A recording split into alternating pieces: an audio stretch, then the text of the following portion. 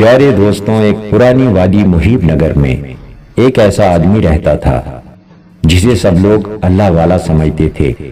اس کا نام حاجی رحمت اللہ تھا۔ اس کے ہاتھ میں ہر وقت تسبیح، ٹخنوں سے اوپر سفید شلوار، مسجد کی پہلی صف میں جگہ۔ اسے دیکھنے والے یہ سمجھتے تھے کہ یہ انسان سچائی اور پارسائی کی ایک چلتی پھرتی ہوئی مثال ہے، لیکن اس کے دل میں چھپی ہوئی ایک حقیقت بھی تھی جسے صرف اللہ جانتا تھا۔ حاجی رحمت اللہ کے پاس بے شمار دولت کا سمندر تھا۔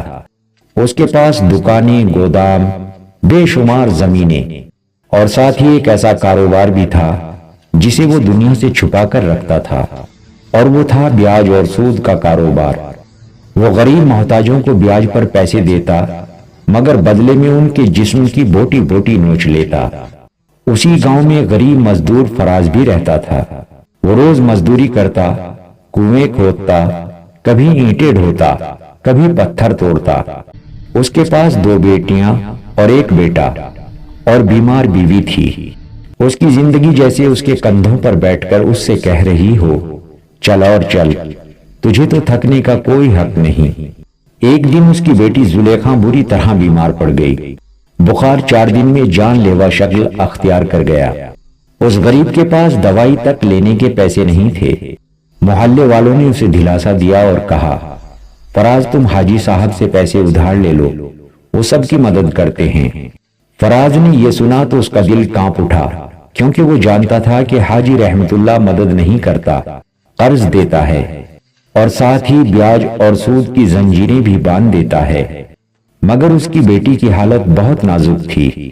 اس غریب کے سامنے اس کی بیٹی کی جان سے بڑھ کر کوئی چیز نہیں تھی۔ وہ رات کے وقت اپنی مجبوری کے ساتھ حاجی رحمت اللہ کے دروازے پر پہنچا۔ اس نے بڑی عاجزی کے ساتھ کہا، حاجی صاحب، میری بچی بڑی سخت بیمار ہے، آپ کی مدد کی ضرورت ہے۔ حاجی رحمت اللہ نے اسے اوپر سے نیچے تک بڑی غور سے دیکھا اور مسکرا کر کہا، ہاں ہاں کیوں نہیں، مدد تو ہم اللہ کے لیے کرتے ہیں، لیکن دنیا کے بھی کچھ اصول ہیں، انہی کے مطابق ہمیں ایک کاغذ لکھنا ہوگا۔ حاجی صاحب نے ایک کاغذ کے ٹکڑے پر ایسی شرطیں لکھ دی جنہیں پڑھ کر فراز کا دل چینپ اٹھا۔ بیاج اور بیاج پر بھی ایسا بیاج جو انسان کو جیتے جی قبر میں ڈال دے۔ بیٹی کی جان بچانے کے لیے فراز نے کانپتے ہوئے ہاتھوں سے دستخط تو کر دیے، یہ جانتے ہوئے بھی کہ یہ دستخط اس کی زندگی کی سب سے بڑی غلطی ہے۔ اسے پیسے تو مل گئے، اس کی بیٹی کی جان بھی بچ گئی، لیکن اس دن کے بعد اس کے گھر میں ایک نہ دکھائی دینے والی زنجیریں بھی باندھ دی گئی۔ کچھ مہینے گزرے، فراز نے پوری کوشش کی، مزدوری بڑھائی، رات دیر تک پتھر توڑے، مگر حاجی رحمت اللہ کی رقم دن پر دن پہاڑ بنتی گئی۔ ایک دن حاجی صاحب کے کچھ کارندے اس کے گھر آئے اور بولے، آپ پر قرض بڑھ گیا ہے، اگر 1 ہفتے میں رقم ادا نہ کی تو تمہارا گھر حاجی صاحب کے نام پر کر دیا جائے گا۔ اتنا سنتے ہی فراز کی دنیا جیسے زمین سے کھسک گئی، بچے سہم گئے، بیوی رو پڑی، اور اسی رات وہ اپنا ٹوٹا ہوا سامان، چند کپڑے، ایک چٹائی اٹھا کر گاؤں چھوڑنے پر مجبور ہو گیا۔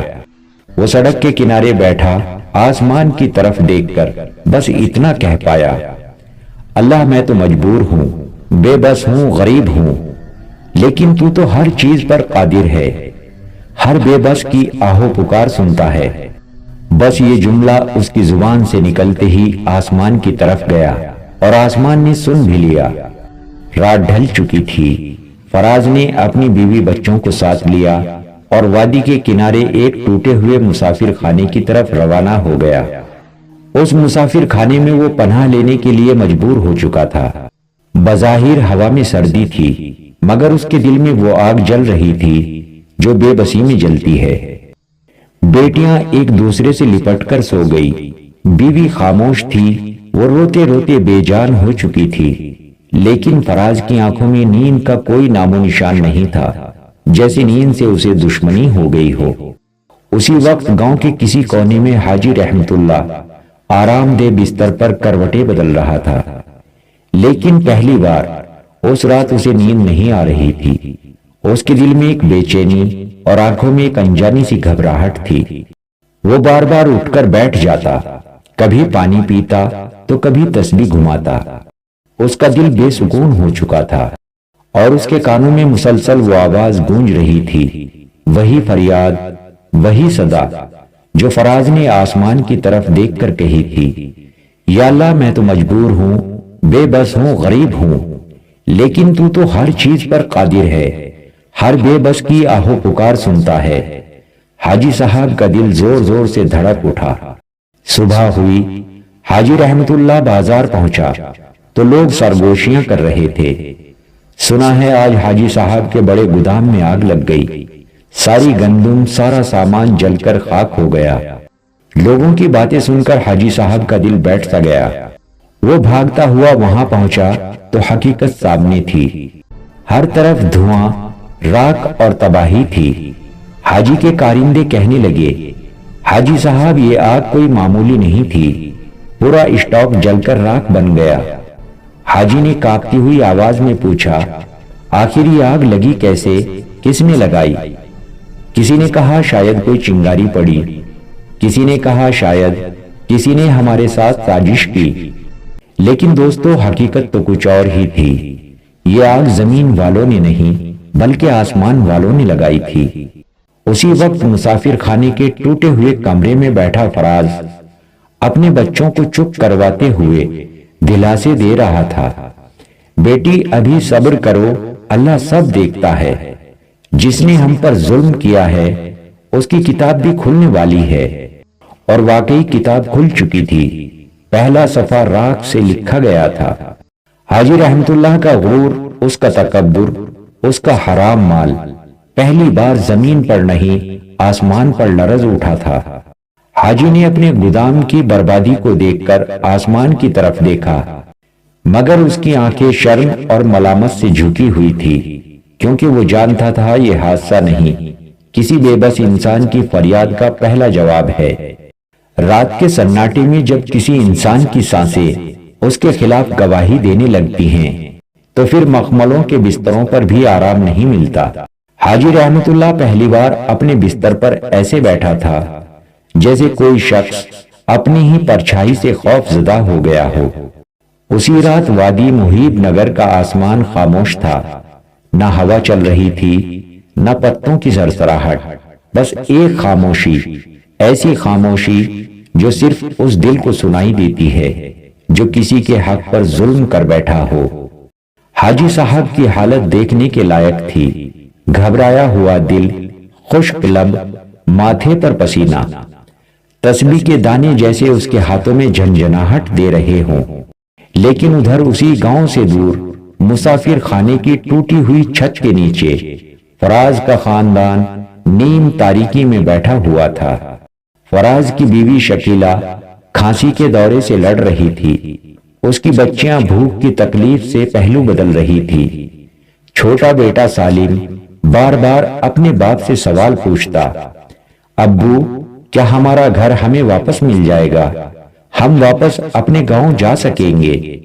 بچے کی سسکیاں سن کر فراز کا دل جیسے درد سے پھٹ گیا ہو۔ وہ بچے کے سامنے مضبوط بنا رہا، مگر وہ اندر سے ٹوٹ چکا تھا۔ اس نے اپنے بیٹے کو سینے سے لگا کر بس اتنا کہا، بیٹا گھر تو انسان سے چھینا جا سکتا ہے، لیکن اللہ کی رحمت کبھی نہیں چھنتی، بس تم صبر کرو، اللہ صبر کرنے والوں کو کبھی تنہا نہیں چھوڑتا۔ ہماری راتیں اتنی اندھیری نہیں جو اللہ کی رحمت کو دبا سکیں، وہ سب دیکھ رہا ہے۔ یہ کہہ کر فراز نے آنکھیں بند کر لی، اس کی پلکوں پر کوئی آنسو نہیں تھے، بلکہ یقین تھا جس نے ہمارے سروں سے چھت چھینی، اب ان کے سروں پر عذاب کی چھت گرنے والی ہے۔ صبح ہوئی تو گاؤں میں خبر پھیلی، حاجی رحمت اللہ کی 3 دکانوں پر سرکاری مہر لگ گئی، بازار میں کوہرام مچ گیا۔ حاجی صاحب کی آخری امید بھی تار تار ہو گئی۔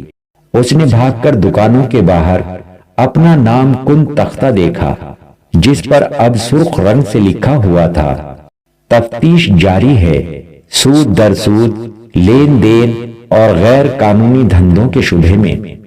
یہ دیکھ کر حاجی صاحب کے قدموں تلے سے زمین نکل گئی۔ دکانوں کے آگے لوگ جمع ہو رہے تھے، کچھ افسوس کرتے، بہت سے خوشی چھپاتے، اور کچھ وہ بھی تھے جو اس کے ظلم کے گواہ تھے مگر اپنی زبان نہ کھول سکے۔ اس بھیڑ سے ایک بوڑھا شخص بولا، حاجی، حرام کی کمائی دیر تک نہیں چلتی۔ جس مزدور کو تو نے رلایا تھا اس کی آہ سیدھی عرش الہی تک پہنچی ہے۔ اس بوڑھے کے الفاظ نے جیسے حاجی کے کانوں میں آگ بھر دی ہو۔ حاجی چلا اٹھا، میں نے کسی کا حق نہیں کھایا، میں تو مدد کرتا ہوں، مدد۔ بوڑھے نے حاجی کی آنکھوں میں آنکھیں ڈال کر کہا، تم سود اور بیاج کو مدد کہتے ہو؟ مدد تو وہ ہوتی ہے جس سے کسی کی ضرورت پوری ہو۔ تم ہمیشہ مجبور لوگوں کی مجبوری کا فائدہ اٹھاتے ہو۔ تم تو اپنی ہوس کے آگے نہ جانے کتنے گھر اجاڑ چکے ہو۔ لیکن حاجی صاحب، اب آپ کی باری ہے۔ اس کی باتیں سن کر حاجی حق کا بھکا رہ گیا۔ اسے آج پہلی بار احساس ہوا کہ لوگوں نے اس کے ظاہری دینداری کو کب کا سمجھ لیا تھا، بس بولتے نہیں تھے۔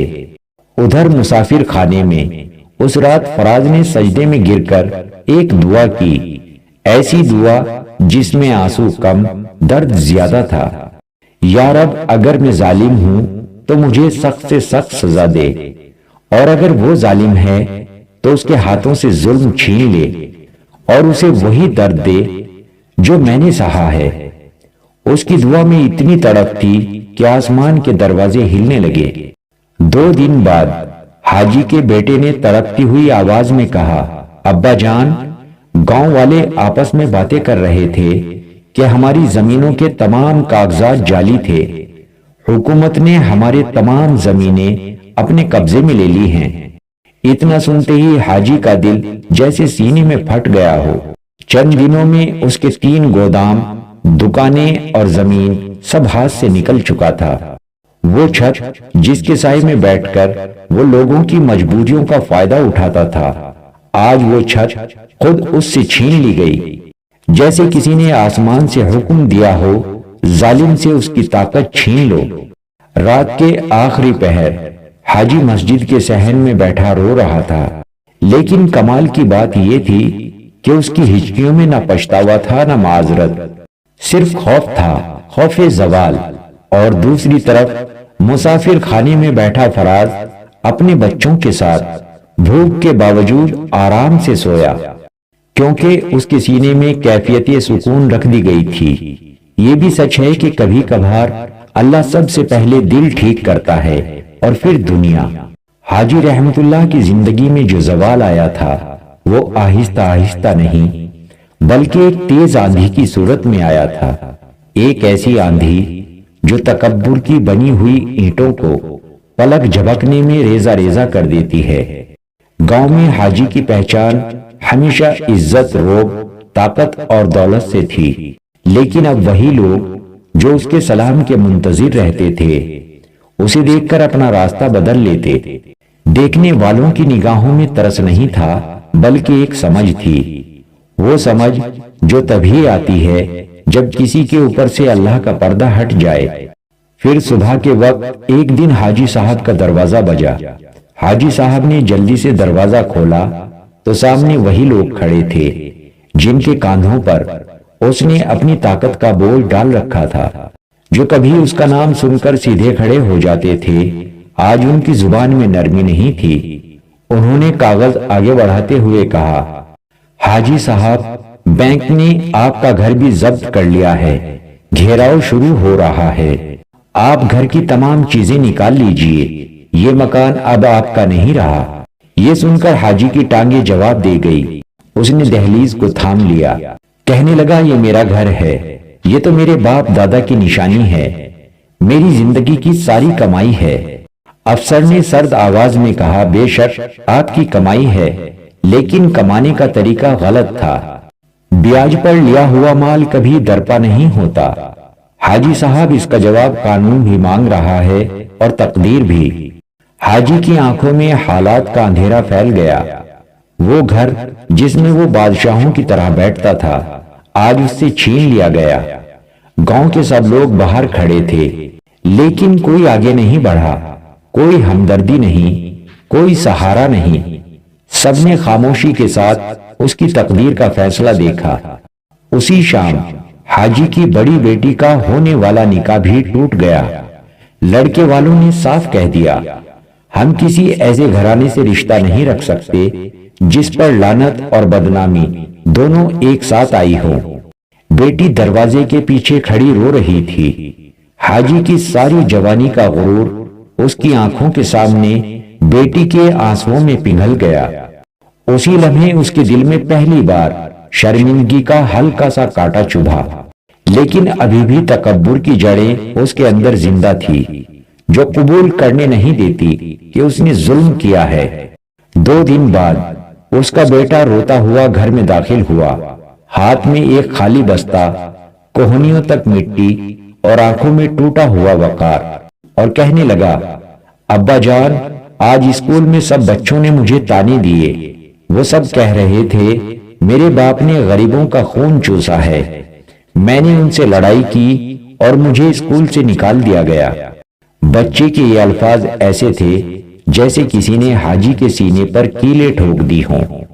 اس نے اپنے بیٹے کو تھپ تھپاتے ہوئے کہا، بیٹا، لوگوں کی باتیں دل پر نہ لیا کرو۔ بیٹے نے کانپتی ہوئی آواز میں جواب دیا، ابا، دل پر کیسے نہ لوں؟ آپ سچ بتائیں، کیا واقعی آپ نے ظلم کیا ہے؟ کیا وہ مزدور واقعی بے قصور تھا؟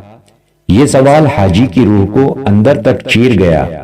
زندگی میں پہلی بار اس نے خود کو کمرے کے ایک کونے میں بند کر لیا، چہرہ گھٹنوں میں چھپا لیا اور پھوٹ پھوٹ کر رونے لگا۔ لیکن یہ رونا پچھتاوے کا نہیں تھا، یہ عاجزی اور زوال کا رونا تھا۔ ادھر مسافر خانے کے باہر فراز شام کے وقت بچوں کے لیے لکڑیاں چن رہا تھا۔ بڑی بیٹی زلیخا نے پوچھا، ابا، ہم کب تک یہاں رہیں گے؟ فراز نے اس کا سر چوم کر کہا، بیٹی، جب تک اللہ چاہے۔ جو ہمیں یہاں تک لایا ہے وہی ہمیں بہتر جگہ بھی ضرور دے گا۔ فراز کی آواز میں سکون تھا، ایسا سکون جو صرف اس شخص کو ملتا ہے جس کا معاملہ اللہ کے سپرد ہو چکا ہو۔ بیوی نے دھیمی آواز میں کہا، فراز، اللہ بڑا منصف ہے۔ میں سن رہی ہوں گاؤں میں حاجی پر مصیبتیں ٹوٹ رہی ہیں۔ فراز نے ایک ہلکی سی تلخ مسکراہٹ کے ساتھ کہا، ہماری بددعا نے کچھ نہیں کیا، اللہ نے صرف اس کا پردہ کھولا ہے، ابھی حساب باقی ہے۔ فراز کا خاندان مٹی کے فرش پر ضرور سوتا تھا، مگر دل کی دولت سے مالا مال تھا۔ رات ڈھلی تو حاجی رحمت اللہ مسجد کے صحن میں اپنا سر جھکائے بیٹھا ہوا تھا۔ دور تک مسجد کے مینار پر چاندنی بکھری تھی، لیکن اس کے اندر صرف اندھیرا تھا۔ اس نے آسمان کی طرف دیکھنے کی کوشش کی، مگر اس کی نگاہیں اوپر تک نہ جا سکی۔ وہ احساس جرم اور خوف سے جھکی ہوئی تھی۔ وہ بڑبڑایا، یا اللہ، میں نے کیا برا کیا تھا؟ کیا میں نے لوگوں کو پیسے نہیں دیے؟ کیا میں نے مسجدیں نہیں بنوائی؟ کیا میں نے صدقے خیرات نہیں کیے؟ لیکن وہ اپنی ہی جھوٹ میں اپنی سانسوں کو گنوا رہا تھا۔ اتنے میں ایک اذان کی صدا وادی میں گونج اٹھی، مگر اس رات حاجی رحمت اللہ پر اذان کا اثر ایسا تھا جیسے کسی ظالم کو اس کے ظلم کی گونج سنائی دے رہی ہو۔ وہ سسک گیا اور اس سسکی میں زندگی کے سارے غرور پگھلتے جا رہے تھے۔ لیکن ابھی پورا حساب باقی تھا، ابھی اس کا سب سے سخت امتحان اس کے سر پر کھڑا تھا، ابھی اس کا آخری زوال ہونا تھا، وہ زوال جس کے بعد انسان صرف ایک لفظ بولنے کے قابل رہ جاتا ہے، اور وہ لفظ ہے معافی۔ اور وہ وقت اب بہت قریب تھا۔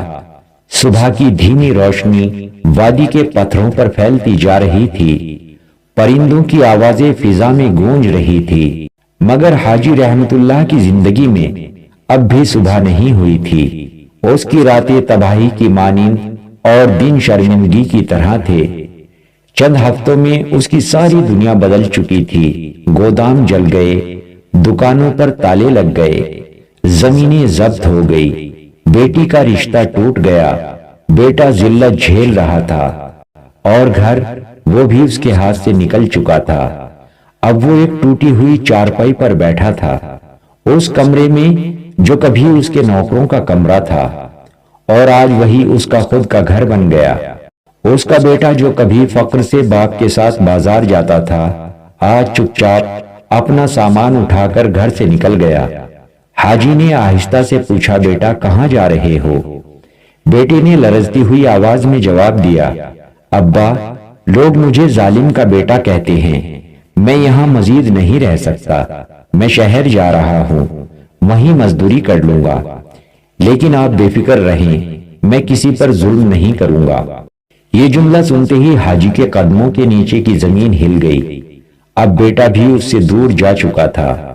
حاجی زاروں قطار دہاڑے مار کر رونے لگا۔ اب تک اسے اپنی دولت کھونے کا غم تھا، لیکن آج پہلی بار اسے اپنے کردار کے کھونے کا غم ہوا۔ ادھر مسافر خانے میں بیٹھے فراز نے مزدوری کر کے کچھ پیسے جمع کیے۔ بچے بھی حالات کے عادی ہو چکے تھے، مگر فراز کے زخم ابھی بھی تازہ تھے۔ بیوی نے آہستہ سے پوچھا، فراز، کیا ہم کبھی واپس اپنے گاؤں جائیں گے؟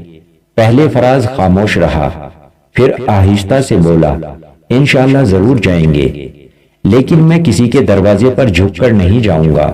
وقت بدلنے دو، اللہ کی مدد کو آنے دو۔ اسی لمحے دور وادی میں بادل گرجے۔ فراز نے آسمان کی طرف دیکھا، ایسا لگا جیسے اوپر سے جواب آیا ہو، وقت آ گیا ہے۔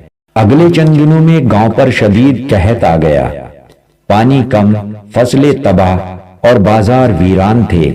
پورا گاؤں پریشان تھا، مگر سب سے زیادہ پریشان حاجی رحمت اللہ تھا، کیونکہ اب اس کے پاس نہ عزت تھی، نہ پیسہ، نہ گھر، نہ اولاد، نہ سائے میں کھڑا ہونے والا کوئی شخص۔ وہ ہر دن کھانا مانگنے مسجد میں جاتا، ہر دن کوئی دروازہ کھٹکھٹاتا، لیکن لوگ شری لفظوں میں تلخی رکھ کر کہتے، حاجی صاحب آج کچھ نہیں ہے۔ وہی لوگ جو کبھی اس کے ایک نظر سے خوف کھاتے تھے، آج اس کی طرف دیکھنا بھی گوارا نہیں کرتے۔ ایک شام وہ مسجد کے صحن میں بیٹھا دور افق کو دیکھ رہا تھا۔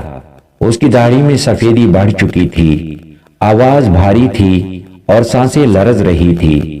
وہ خود سے باتیں کرنے لگا، یا اللہ، میں ہار گیا ہوں، میں تکبر میں ڈوب گیا تھا، میں نے غریبوں کو تکلیف دی، محتاجوں سے بیاج لیا، مظلوموں کی چیخیں نہیں سنی، میں غلط تھا، میں بہت غلط تھا۔ پہلی بار اس کے آنسو سچے تھے، پہلی بار اس کی زبان سے توبہ نکلی تھی، پہلی بار اس نے اللہ کو مسجد کی دیواروں میں بیٹھ کر نہیں، اپنے دل کی آواز سے پکارا تھا۔ اور جب انسان کے دل سے سچی توبہ نکلتی ہے تو عرش کے دروازے ہل جاتے ہیں۔ اسی رات جب تاریکی پھیل رہی تھی اور وادی میں ہوا چیخ رہی تھی، حاجی نے ایک بوسیدہ شال اوڑھی اور لڑکھڑاتے ہوئے قدموں سے مسافر خانے کی طرف چل پڑا۔ وہ جانتا تھا کہ فراز اب کہاں رہتا ہے۔ راستہ طویل تھا، لیکن ہر قدم کے ساتھ اس کا بوجھ ہلکا ہوتا جا رہا تھا۔ آخر کار وہ مسافر خانے کے دروازے پر پہنچا، کانپتے ہوئے ہاتھوں سے دروازہ کھٹکھٹایا۔ فراز باہر آیا۔ اس نے اٹھی ہوئی گردن سے حاجی کو دیکھا، اس کی حالت دیکھی، پھٹے کپڑے، کمزور ہاتھ اور چہرے پر پچھتاوے کے آنسو بکھرے ہوئے تھے۔ حاجی نے ہچکیوں کے ساتھ زمین پر بیٹھ کر فراز کے قدموں کو تھام لیا۔ فراز، مجھے معاف کر دو بیٹا، میں ظالم تھا، میں نے تمہیں بے گھر کیا، تمہارے بچوں کو رلایا، تم پر بوجھ ڈالا، اللہ نے آج مجھے بے نقاب کر دیا۔ فراز، میں ٹوٹ چکا ہوں، تمہارا گنہگار ہوں، آج تم سے معافی مانگنے آیا ہوں، اللہ کے لیے مجھے معاف کر دو۔ اس کی حالت دیکھ کر فراز کی آنکھیں بھر آئی۔ یہ سب دیکھ کر فراز کے دل میں غرور نہیں آیا، کیونکہ وہ جانتا تھا یہ بدلہ لینے کا نہیں بلکہ انسانیت دکھانے کا وقت ہے۔ اس نے حاجی کو بازوؤں سے پکڑ کر اٹھایا اور آہستہ سے کہا، حاجی صاحب، جس دروازے پر اللہ نے آپ کو جھکا دیا وہ دروازہ کبھی بند نہیں ہوتا۔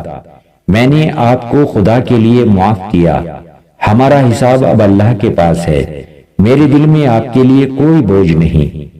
حاجی زارو قطار روتا رہا اور وہ رونا پچھتاوے سے لبریز تھا، عاجزی سے سینچا ہوا اور توبہ سے روشن تھا۔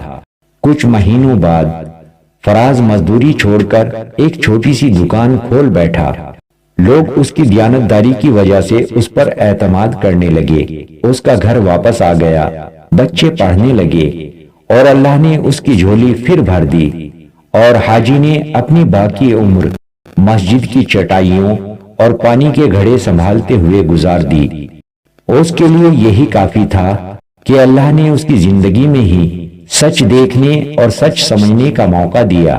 اور اب آخری پیغام یہ ہے کہ ظلم کبھی دیر تک قائم نہیں رہتا، مظلوم کی آہو پکار کبھی خالی نہیں جاتی، اور اللہ کا انصاف چاہے دیر سے آئے لیکن مکمل آتا ہے۔ پیارے دوستوں، اگر یہ ویڈیو آپ کو اچھی لگی ہو تو ہماری ویڈیو کو لائک اور شیئر ضرور کریں۔ ملتے ہیں آپ کو دوسری کہانی پر۔ اللہ حافظ، دعاؤں میں یاد رکھنا۔